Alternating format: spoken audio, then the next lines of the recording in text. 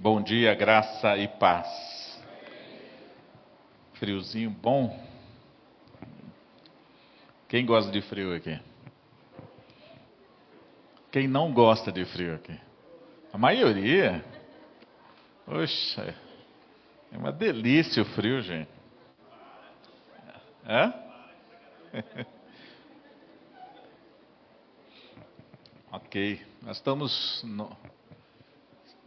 não sei se dá para baixar essa iluminação, está muito na minha cara, que eu apagar, eu não estou conseguindo ver. Dá, Denis?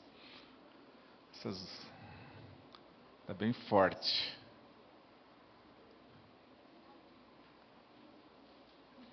Essa aqui. Pode apagar todas então, deixa. Não estou conseguindo. Melhorou um pouquinho. Eu quero continuar nossa série de mensagens sobre casos de família. E nós vamos até o final de junho com esse tema. E eu quero abordar hoje um assunto bem delicado, bem específico, bem desafiador, que é a questão da sexualidade. Então hoje a gente vai falar sobre sexo, a importância da sexualidade na família. E esse é um dos assuntos que é um assunto muito controverso. É extremamente importante nessa sociedade, em especial nos dias atuais e principalmente dentro da igreja. Nós, quando começamos a fazer um aconselhamento de noivos, nós falamos que existem alguns pilares no casamento. E a gente fala sobre o pilar da vida financeira, da comunicação, o pilar dos papéis, o papel de homem, de mulher, o papel de cada um, e a gente fala sobre a vida sexual. A vida sexual também é um dos pilares. Se você mexer nesse pilar, o seu casamento fica abalado. Então, nós precisamos de um conjunto completo de ações e de sustentação desses pilares. Se a gente olhar, inclusive nessa semana nós tivemos a parada do orgulho gay, nós sabemos e vemos a necessidade que temos de ser contra uma cultura que tem avançado por aí. Quem é de mais de 60 anos, provavelmente seu pai nunca falou com você sobre sexo. Né? Você foi para o casamento bem no escuro e foi descobrindo e tateando e tentando, aos trancos e barrancos, descobrir essa questão da vida sexual. Mas é muito interessante que talvez mesmo pessoas mais novas, os pais não tenham conversado sobre essa área. E a igreja ultimamente tem falado um pouco mais sobre isso, é feito através dos encontros de casais e até nos cursos de homem e de mulher, né? Curso de homem ao máximo, mulher única, casados para sempre. A gente toca nesse assunto, mas raramente nas mensagens de domingo você aborda esse tema sexo. E a gente quer abordar esse tema hoje. Se você olhar, houve uma revolução sexual, cultural, de comportamento na década de 70, quando o movimento hippie tomou conta dos Estados Unidos e influenciou toda uma geração ocidental, principalmente, chegando até o Brasil. E nesse pacote havia o sexo livre, havia a liberação, né, essa liberação sexual. Então, foi um grande desafio para a igreja viver naquele momento. E eu creio que hoje nós estamos com os canais mais abertos a falar sobre isso. Por isso, a gente se depara hoje com tantas questões, e questões essas que são realmente um ponto a ser questionado. Nós temos um movimento, e eu estava procurando, né, o movimento LGBT, mas aí quando eu descobri que não é mais LGBT, é LGBTQQICAPF2K+.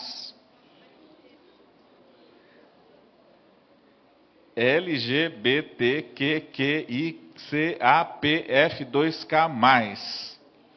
Significa lésbicas, gays, bissexuais, transexuais, queers, questionando, intersexuais, curiosos, assexuais, pansexuais, polissexuais, familiares, 2-2, spirit, kink e demais variações de sexualidade. Nós vemos esses movimentos ganhando força, embora seja um movimento de poucas pessoas, ele ganha voz através da mídia, através da política, e a gente vê que está influenciando uma geração. Nós vemos isso também, esses movimentos pró-aborto, nós vemos movimentos que apoiam até a pedofilia, nós vemos a questão do abuso sexual muito estando presente dentro das famílias, dentro das religiões, dentro do catolicismo, dentro da igreja evangélica. Nós vemos a questão da questão do estupros e da prostituição infantil. Nós vemos a pornografia tomando um crescimento assustador.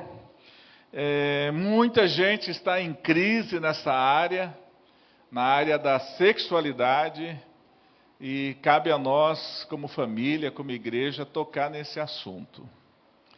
E talvez você esteja em crise na sua vida sexual. Talvez você esteja em conflito. Talvez a sua vida íntima com seu esposo, com a sua esposa, esteja passando por uma crise nessa área.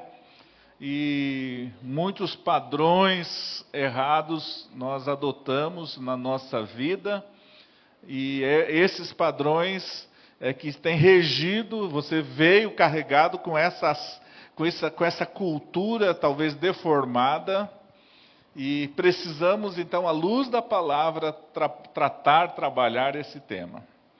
E é realmente desafiador. Certamente vivemos em um outro tempo hoje, né? Hoje, esse assunto não pode ser negligenciado. Porém, nós devemos falar segundo o padrão de Deus, segundo o padrão das Escrituras. O que nos rege nessa mensagem de hoje não é o que é culturalmente aceito, não é o que é uma tendência. Nós vamos olhar à luz da palavra e, a partir daí, reger as nossas vidas. Por isso que nós estamos aqui hoje. Porque a igreja é um lugar de contracultura, é o lugar onde você estabelece a cultura do reino de Deus, em contraponto à cultura vigente. Nós temos que estabelecer o padrão de Deus para todos os aspectos da nossa vida, quer seja financeiro, quer seja nas relações interpessoais e, inclusive, na relação sexual. Eu achei uma frase muito interessante do Carlos Oswaldo. Ele foi um pastor muito influente, uma mente privilegiada, e ele, escrevendo sobre isso, ele disse: a sexualidade humana é uma bênção concedida pelo Criador, para ser desfrutada pela criatura em temor e obediência, para sua alegria e realização pessoal. E eu colocaria procriação aqui. Mas então a questão da sexualidade humana é uma bênção, né? E a gente tem que olhar a vida sexual como um privilégio que Deus nos deu. Ele poderia nos fazer de outra forma, mas a vida sexual é uma bênção que Deus nos dá, e ela precisa ser desfrutada com muita alegria, muita realização, e também com os fins de procriação, né, Lucas? Tem lá o nosso, como chama? Benício. Benícia nasceu de uma relação sexual. Eu nasci, todos nós aqui, eu tenho absoluta certeza, nascemos de uma relação sexual. Como foi essa relação sexual? Aí tem todos os poréns. Por isso, em primeiro lugar, eu quero dizer que Deus, dentro do Deus e a sexualidade, o primeiro ponto que eu quero colocar para vocês é que o sexo foi criado por Deus. O sexo foi criado por Deus, e Deus fez homem e mulher, macho e fêmea. E Gênesis 2:24, ele é bem claro: portanto, o homem deixará o seu pai e a sua mãe, e unir-se-á a sua... O quê? O homem deixará seu pai e mãe, e se unirá à sua, e eles serão uma só carne. E esse uma só carne diz respeito à vida íntima do casal. Por isso, o sexo foi criado por Deus. E quando Deus criou o homem, ele diz lá em Gênesis 1:31, e Deus disse que Deus viu que tudo quanto fizera era bom, não. Muito bom. Quando ele fez o homem, ele diz, é muito bom eu ter criado o homem. E na realidade é uma excelência, nós somos a excelência da criação de Deus. E nós fomos feitos corpo, alma e espírito. Nós somos um ser completo. E na criação, então, Deus não fez apenas um físico, Ele não fez apenas a nossa estrutura óssea, muscular, mas Ele também nos deu emoções, um psique. Ele nos deu também a possibilidade de nos relacionar com Deus, corpo, alma e espírito. Deus nos fez todos, e quando Deus nos faz plenos, Deus nos faz então completos na nossa vida sexual também. Então você não é um ser assexuado, embora hoje existe essa linha dentro daquela sigla grande lá, tem os assexuados. Eles se consideram que nasceram sem sexo, embora tenham os órgãos, os hormônios e todas as dinâmicas para a vida sexual. Na cabeça dele, ele é um ser que não tem essa necessidade, não foi criado para isso. A criação é completa. Adão e Eva são as primeiras pessoas criadas por Deus, e Ele os fez com desejos sexuais, Ele os fez pleno, completo. O homem, Adão e Eva, foi feito completo. E completo, quando a gente diz completo, não é faltando, né? Igual a gente vai comprar um carro, né? E fala assim, esse aqui não é completo. Não tem vidro elétrico, não tem airbag, não tem ar-condicionado. Mas quando Deus fez o Adão e Eva, ele os fez completo plenamente, com a possibilidade de falar com Deus, da possibilidade de se relacionar entre eles e da possibilidade deles se relacionarem sexualmente. E plenamente eles se relacionavam. Esse é o ponto que eu quero que você entenda, que Deus criou o sexo, e Ele o fez, e é muito bom, tudo que Deus fez, e inclusive o sexo é algo muito bom. E essa questão que a gente quer que você entenda, é que o sexo foi criado para proporcionar prazer e satisfação. Deus nos deu sexo, algumas linhas colocam o sexo como apenas para procriação. Mas nós entendemos que o sexo foi, e a palavra de Deus vai revelar isso, Deus fez o sexo para que seja desfrutado, para termos prazer e termos satisfação. O próprio Cantares diz isso no capítulo 7, versículo 8. Ele está dizendo de uma relação sexual, de um momento, e ele diz, sejam teus seios como cachos de videira, o aroma do teu fôlego como o das maçãs. e os teus beijos como bom vinho.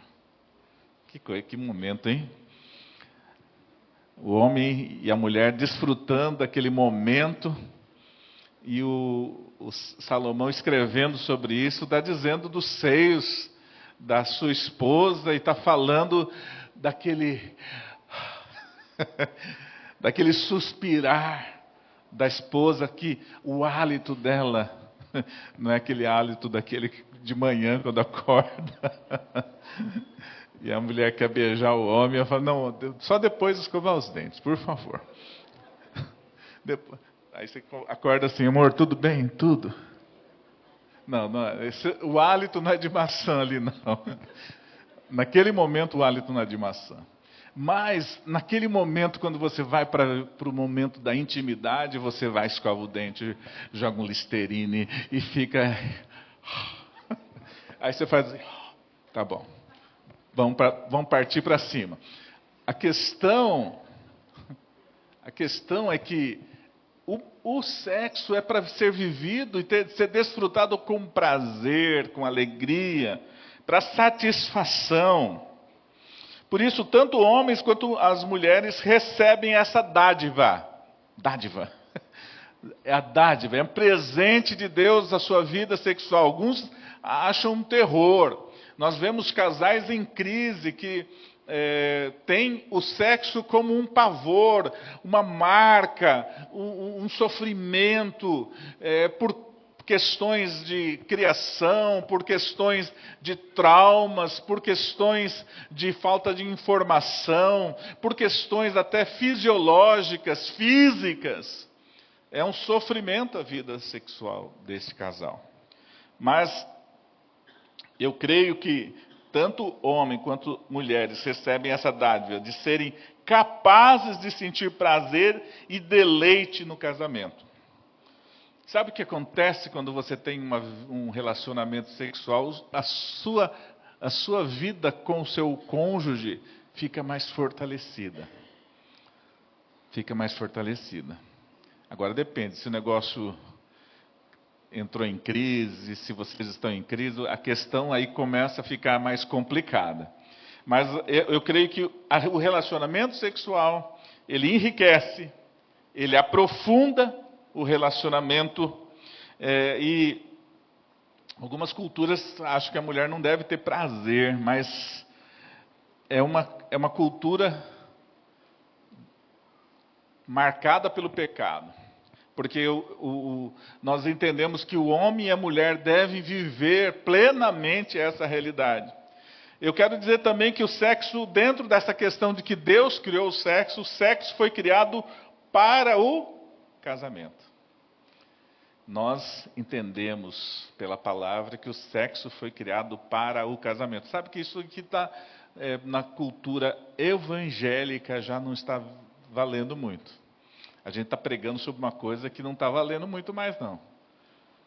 A virgindade, casar virgem hoje é coisa do passado. Mas a palavra nos orienta que a vida sexual é para ser desfrutada quando deixará, pois, o homem, pai e mãe, unir-se-á a sua esposa e serão uma... Em que momento que fica uma só carne? No final.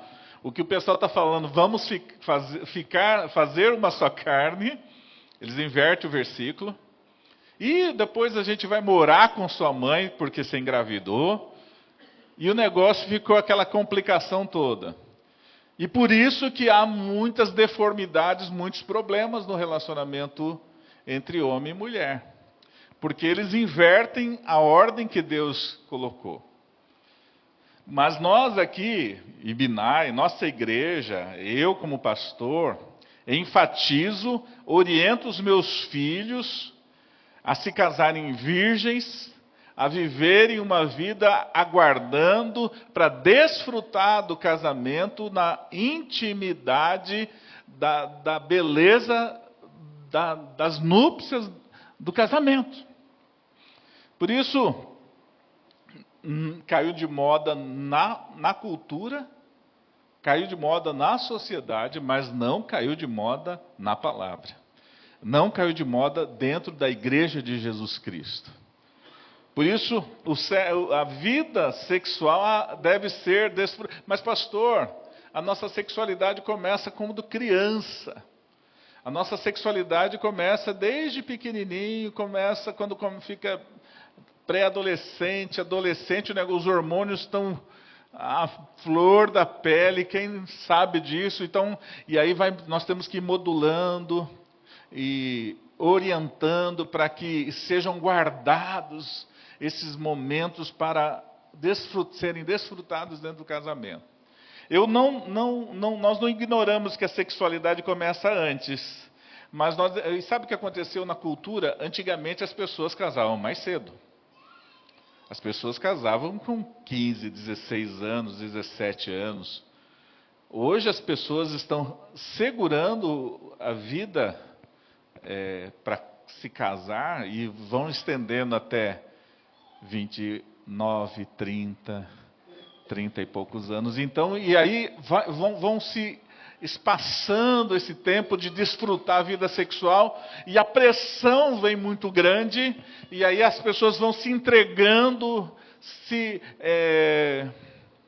rendendo à cultura, e vivendo e praticando a vida sexual antes do casamento, porque é difícil você estar com 20 e poucos anos e estar segurando esse momento para ser desfrutado no seu casamento. Portanto, nós devemos falar sobre isso, nós devemos orar sobre isso, e existe um texto que eu não coloquei na projeção, mas Cantares 8:4 diz que a gente não deve despertar o amor até que seja o horário, não sei se eu coloquei.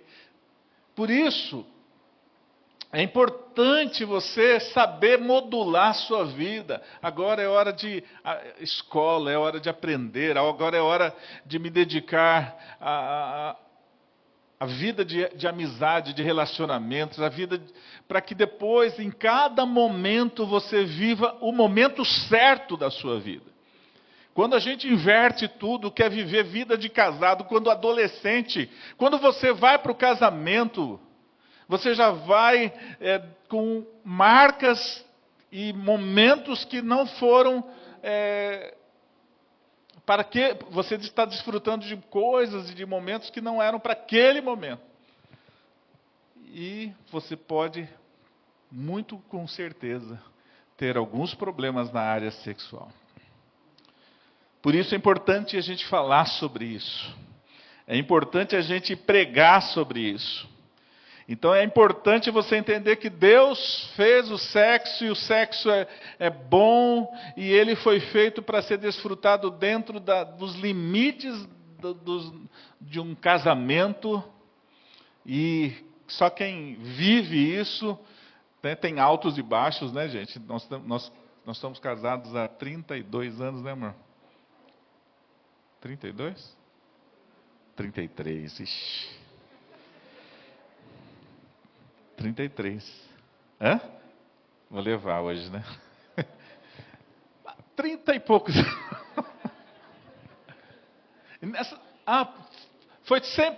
Foi sempre mil maravilhas? Não, com certeza. Maridos, vocês sabem que não é mil maravilhas. A gente casa achando que vai ter sexo todo dia, e vai ser 100% satisfatório, e vai dar tudo certo, mas a nossa vida sexual é feita de altos e baixos. Tem tempo que a gente está vivendo lá nas montanhas, tem tempo que a gente vai no vale. E assim é a vida conjugal. Certo ou não, maridos? E as mulheres não falam, né? Certo ou não, mulheres? É assim, a vida vida sexual é dessa forma. Mas o interessante é que, em segundo lugar, eu quero dizer que o sexo, depois da queda, ele teve as marcas do pecado. E, portanto, a gente tem costume e alguns problemas culturais de interpretação acabam associando sexo a pecado, mas sexo ele faz parte de uma natureza, um sexo dentro de uma natureza caída, ele tem as suas deformidades. Não podemos deixar que a sexualidade nos conduza a uma vida de constante pecado e não devemos deixar que o pecado nos leve a uma sexualidade deformada. Por isso, sexualidade pervertida. Olha o interessante que Gênesis 2:25 diz: ora, um e o outro, o homem e a sua mulher, estavam nus e não se envergonhavam. Havia uma intimidade, havia um despojamento antes da queda, em que eles não tinham vergonha, não viam com malícia toda aquela questão, eu vou falar a palavra erótica, mas a palavra sensual entre ambos, e aquilo era puro. Mas quando chega o pecado, vocês vão ver que já em Gênesis 3:7, após o pecado ter entrado, os olhos dos dois foram abertos, ficaram sabendo que estavam nus, por isso entrelaçaram folhas de figueira e fizeram para si aventais. Já perderam aquela intimidade, aquela pureza da vida íntima e já começaram a ter um distanciamento. É importante que você entenda que quando o pecado entrou, ele deformou toda a natureza humana, inclusive ecológica, detonou as pessoas nas suas relações, na sua relação com Deus, na sua relação interpessoal, na sua relação consigo mesmo. Houve uma queda, e a queda foi grande. A natureza mesmo sofreu com essa queda. As relações de trabalho também foram afetadas pela queda. Tudo foi afetado, inclusive o sexo. Então nós vivemos dentro de um contexto de que precisamos viver uma natureza redimida em todos os sentidos. Mas a queda perverteu o sexo, o pecado perverteu o sexo. Onde havia alegria, onde havia prazer, onde havia propósitos, onde havia multiplicação, onde havia aliança, passou então a viver uma questão egoísta, uma satisfação egoísta. Começou a ver, o pecado começou a ser explorado como algo meu, para minha satisfação. As pessoas se tornaram objeto, mulheres e homens se tornaram objetos do prazer do outro. Então a gente olha como um explorador, onde a gente quer arrancar da pessoa o prazer para mim mesmo. Isso é resultado de uma natureza caída. Quando você olha e só quer desfrutar daquele corpo, daquele momento para o seu prazer, exclusivamente, você está vivendo dentro de uma natureza caída. Porque no sexo, e eu sempre falo isso nos encontros de casais, um segredo é você buscar satisfazer o seu cônjuge. Eu quero que o meu cônjuge tenha prazer. Quando eu quero que o meu cônjuge tenha prazer, eu tenho. E se a sua esposa também quer que você tenha prazer, ela quer que você tenha prazer, ela também terá prazer. Entenderam? Então, porque o sexo é um lugar de doação, de relacionamento, de entrega. Mas o que acontece com a queda foi que o sexo começa a acontecer antes do casamento, fornicação, fora do casamento, adultério, a falta de identidade sexual entra na cabeça das pessoas e eu não sei o que eu sou.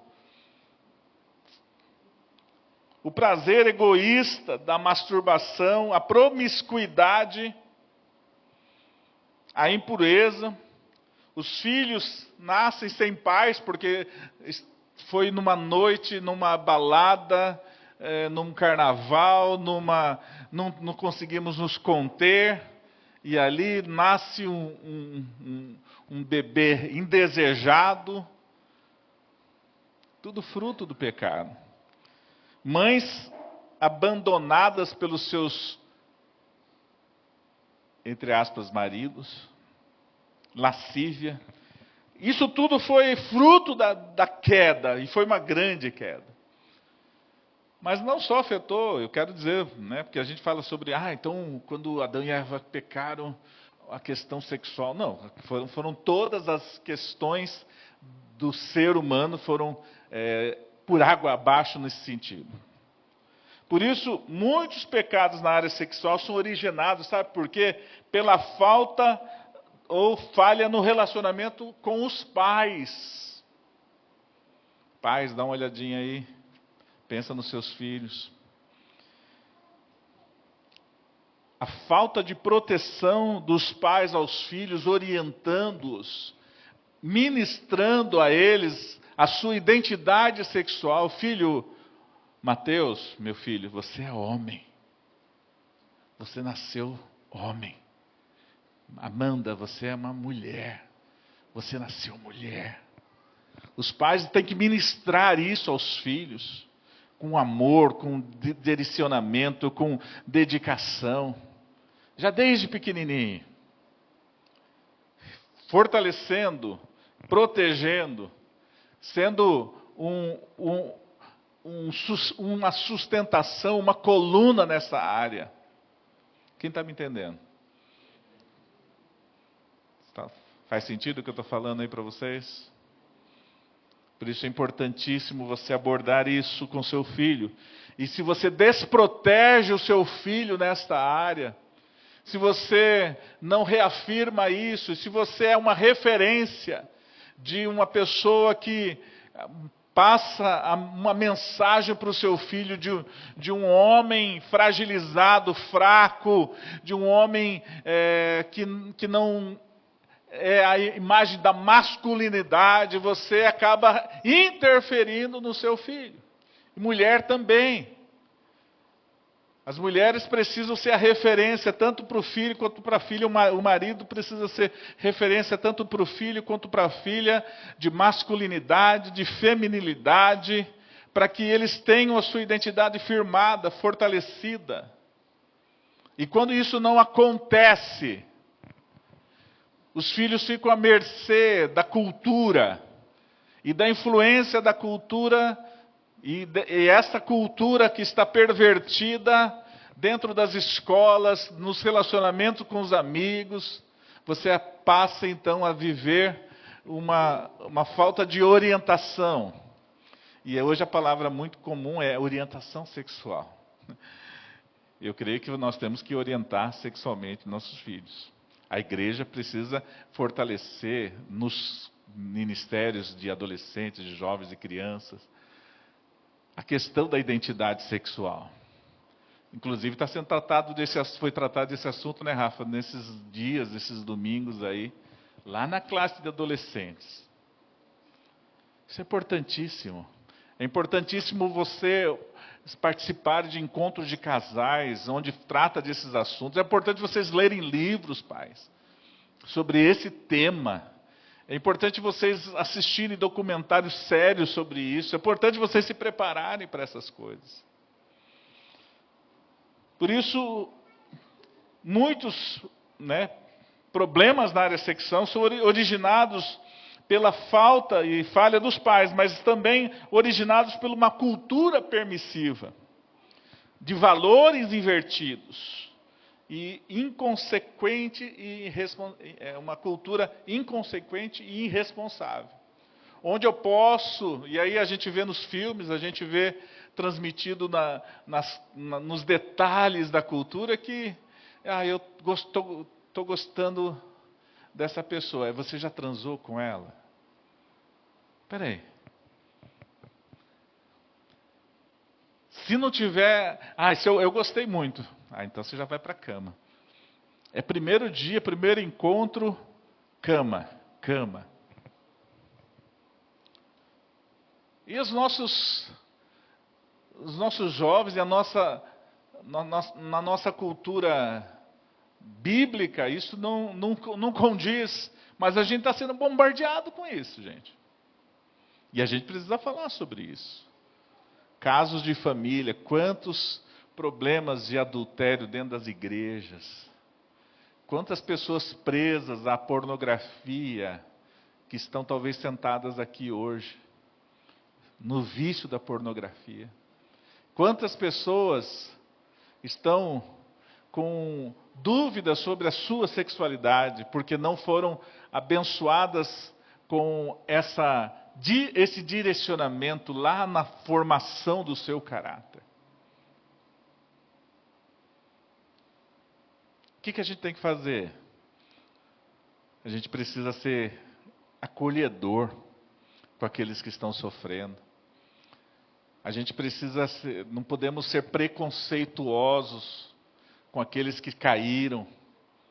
A gente precisa ser uma igreja que acolhe, abraça, orienta, ora, direciona, ensina.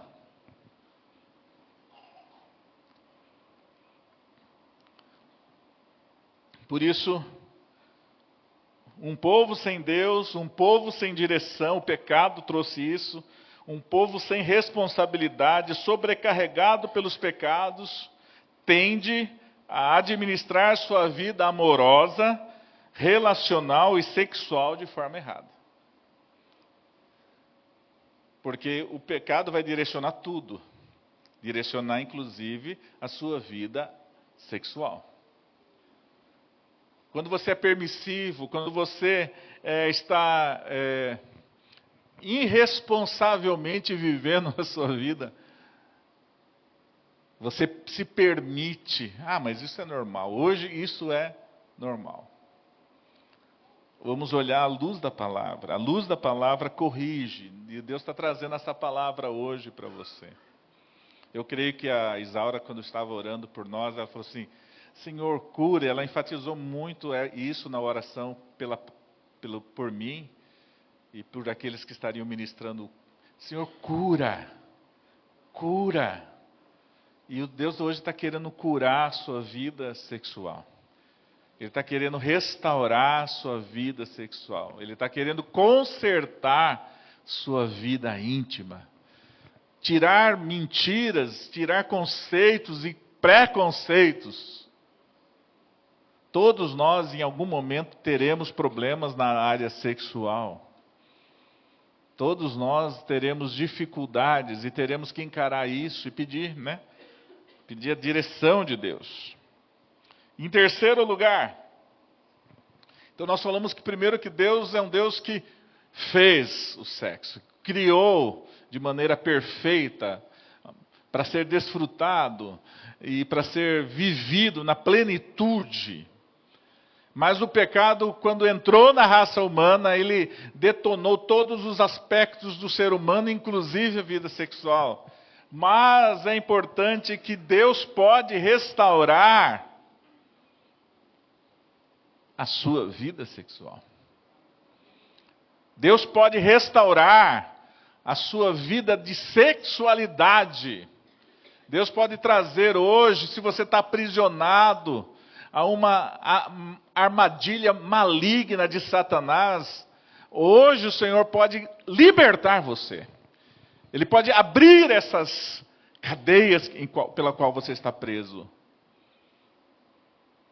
Mas é importante, casais, que vocês conversem, vocês falem sobre isso. É importante vocês investirem nisso. É importante vocês não deixarem com que as coisas vão indo. É insistir, é lutar. Vai passar um tempo, talvez, é questão de enfermidade, é questão de momentos de trabalho, às vezes é questão não importa. Não tire esse item da sua dinâmica, da sua vida, da sua agenda. Eu conheço um pastor que ele coloca na agenda o dia que ele vai ter relação sexual com a esposa. Por quê? Ele falou assim, eu tenho que colocar, porque se eu não colocar, é tanta coisa acontecendo à minha volta, que a gente acaba não se relacionando. Então a gente coloca, tal dia é o dia do nosso amor. Então eu já descobri que é uma vez por semana. Brincadeira. Mas, eu não sei se é um dia ou 2 dias, eu estou brincando aqui. Mas é importantíssimo vocês levarem a sério essa questão. Desde o casal mais novo até o casal mais idoso. A vida, eu sei que, mas a vida de sexualidade não significa apenas uma vida onde os órgãos sexuais são viris, mas é a sexualidade, o carinho, o toque, o abraço. É muito mais do que apenas uma penetração. Estão entendendo? Estou falando claramente para vocês. Mas é o conjunto de tudo isso. Por isso, antes do novo nascimento, nós andávamos perdidos. Efésios 2:3 diz assim: entre os quais todos nós antes andávamos seguindo os desejos carnais, fazendo a vontade da carne e da mente.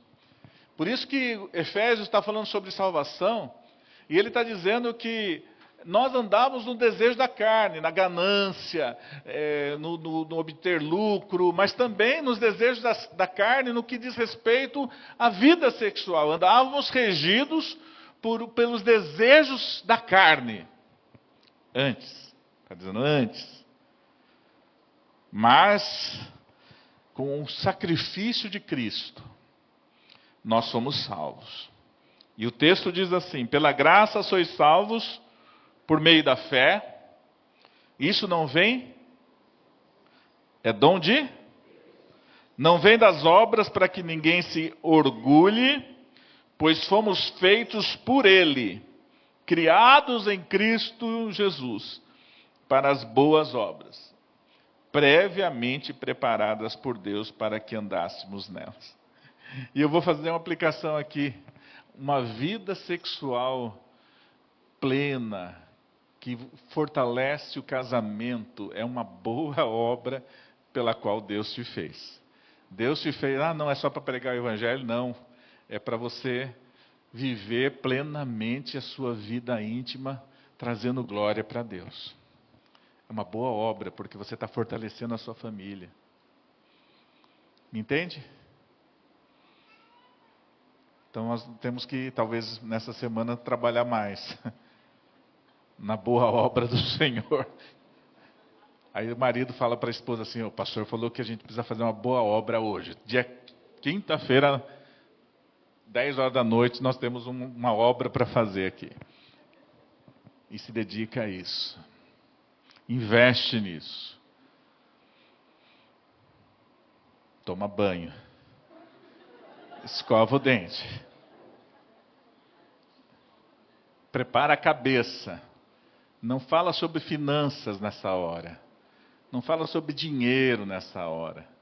Não fala sobre criança, sobre medicamento, sobre remédio, não. Agora é hora de passar por essa fase. Por isso, eu entendo que a salvação é holística. Ela pega o corpo, alma e espírito. Quando Deus nos salva, Ele nos salva no espírito, Ele nos salva nas nossas emoções e na forma com que tratamos as emoções, e Ele nos salva do nosso físico. É um processo a santificação. Por isso, uma vida sexual redimida é uma vida sexual que agrada a Deus. Porque a gente não vai viver diante de uma cultura maligna, mas nós vamos viver diante da cultura do reino de Deus. E diante da cultura do reino de Deus, nós temos que ser saudáveis na nossa vida sexual. Amém? Por isso, um povo santo, vivendo para a glória de Deus, deve viver em todos os aspectos da vida. Eu pesquisando na nossa denominação, a declaração sobre posicionamento em relação a sexo, a homossexualidade, a questão dessa cultura vigente, lá na nossa denominação tinha uma frase que eu achei interessante. O evangelho nunca é hóspede de qualquer cultura, mas sempre seu redentor e juiz. O que está dizendo? Que se a gente viver o Evangelho ele vai influenciar a cultura, ele não é influenciado pela cultura. Ok? Não é porque todo mundo faz que nós faremos. Não é porque o mundo está perdido que nós nos perderemos. O Evangelho nunca é hóspede da cultura. A cultura não pode vir e se alinhar ao Evangelho. Muito pelo contrário, o Evangelho, ele é o seu redentor. Ele vai redimir a cultura. O Evangelho vai redimir a cultura. E se existe uma cultura que está caminhando para a perdição, nós temos que entender que o Evangelho pode mudar isso. E o Evangelho pode afetar, inclusive, o comportamento sexual que está sendo determinado, pelo menos dentro da nossa cultura como igreja. Por isso, santificação é um processo progressivo e contínuo, operado por Deus na vida daquele que foi regenerado, convertido e justificado. Nesse processo de santificação, o cristão é ensinado e moldado a viver cada vez mais para Cristo, numa vida de retidão conforme o Senhor. Assim, viver em santidade deve ser um alvo. Vivendo em santidade, o crente vence as tentações e as concupiscências da sua velha natureza. Você concorda comigo? Vivendo em santidade, o crente vence as tentações e as concupiscências da sua velha natureza. Por isso, vai mudando gradualmente. Se eu era de um jeito, eu vou sendo moldado, liberto, pensando de forma diferente. Nós somos habilitados pelo Espírito Santo a resistir aos hábitos pecaminosos. Pastor, eu não consigo libertar disso. Você consegue no poder do Evangelho, no poder do Espírito Santo. Amém? Amém, pessoal do som? Amém? Por isso eu entendo que essa é uma questão importantíssima para ser trabalhada.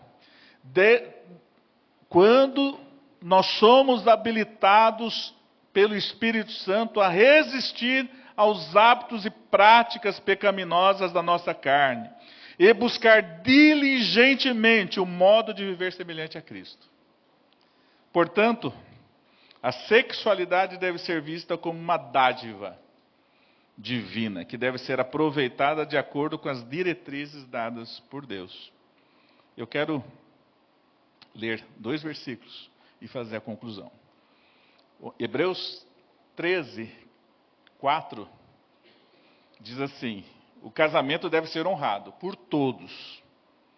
O leito conjugal conservado puro, pois Deus julgará os imorais e os adúlteros.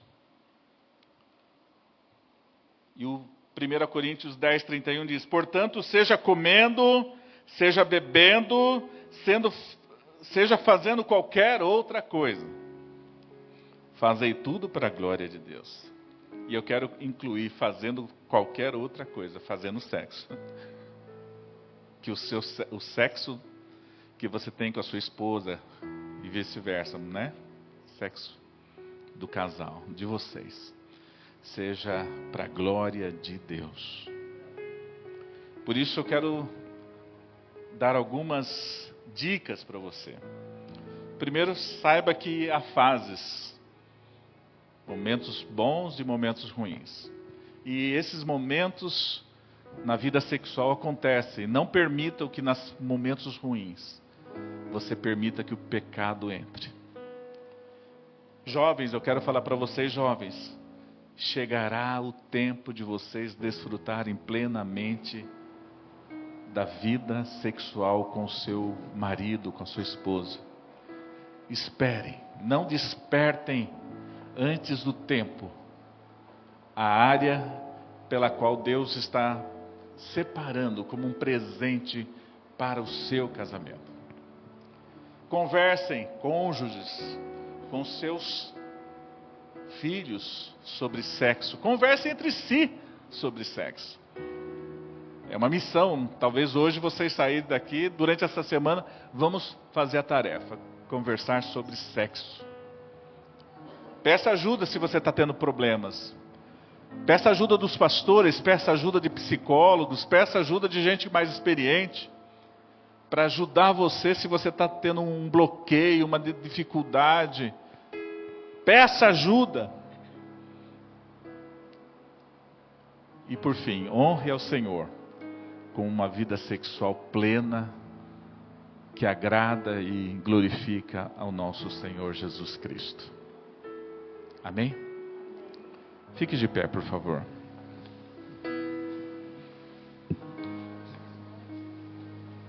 Nós vamos orar. Eu quero orar por cada um. Se você está sentado do lado do seu cônjuge, segura a mão dele agora. Se você ainda não tem o seu cônjuge, não segura na mão de ninguém agora, que não é hora de segurar na mão de ninguém. É só cônjuge que segura na mão agora.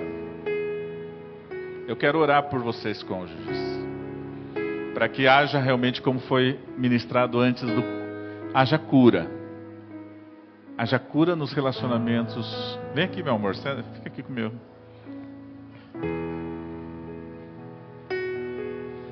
Há 33 anos. Casei virgem, ela também casou virgem. Eu conheço apenas uma mulher, e é ela. E ela me conhece. Vivemos essa vida de intimidade para a glória de Deus. Que você seja hoje tocado, liberto, curado, restaurado.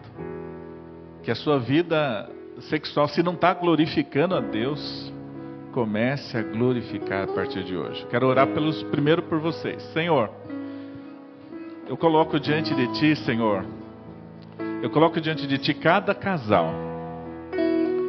Ó Deus amado, visita a vida de intimidade de cada um. Que, Senhor Deus, a Tua graça, o Teu poder, a Tua bondade, dê a eles estratégias, cura, Senhor. Se há prisões, liberta-os, Senhor. Ó Deus amado, ativa, Senhor, aqueles que estão com a sua vida sexual paralisada. Em nome de Jesus, ativa, Senhor. Para que a gente possa viver um tempo novo, Senhor. Como casal. Ó Deus amado, que as mentiras do diabo, Senhor. O comodismo, Senhor. As desculpas, Senhor. Hoje caiam por terra. Para que, Senhor Deus, haja um restaurar da vida íntima, sexual, para a glória do Senhor. Nós oramos repreendendo Satanás, que tem entrado com uma cultura maligna, com uma cultura destruída, perversa, dentro dos casamentos, Senhor. Eu oro para que esses casais sejam libertos dessa cultura maligna. Nós oramos abençoando, Senhor. Eu quero orar também por aqueles que são solteiros, Senhor, e estão, Senhor Deus, aguardando o casamento, aguardando o seu momento de viver plenamente essa área. Eu oro para que o Senhor os dê, Senhor Deus, controle, dê domínio do Teu Espírito. A Tua palavra diz que o Seu Espírito tem o fruto do domínio próprio, Senhor. Que, Senhor Deus, eles sejam libertos das mentiras e da cultura também vigente nesse tempo, Senhor. Onde, Deus amado, é lançado dúvidas sobre a identidade sexual desses meninos e dessas meninas, desses jovens e dessas jovens. Eu oro para que o Senhor afirme sobre eles, se são meninas, que eles tenham essa confirmação, essa afirmação na sua vida. Ó Deus amado, porque o Senhor criou tudo perfeito. O Senhor criou tudo perfeito, por isso firma os homens como homens, com identidade masculina, as mulheres com uma identidade feminina. Eu oro, Senhor Deus, porque o Senhor nos fez dessa forma, Senhor. Portanto, Senhor, abençoa a nossa geração, desde crianças. Ó Deus amado, desde as crianças, o Senhor vem afirmar a identidade de cada um, Senhor. Para a glória do Teu nome nós oramos. Senhor, abençoa-nos com momentos realmente curados dentro da família nesta área. Eu oro em nome de Jesus. Amém? Você toma posse dessa palavra? Fale comigo, eu tomo posse dessa palavra. Porque Jesus é o plano perfeito. Ele é maravilhoso. Vamos cantar esse cântico antes de encerrar.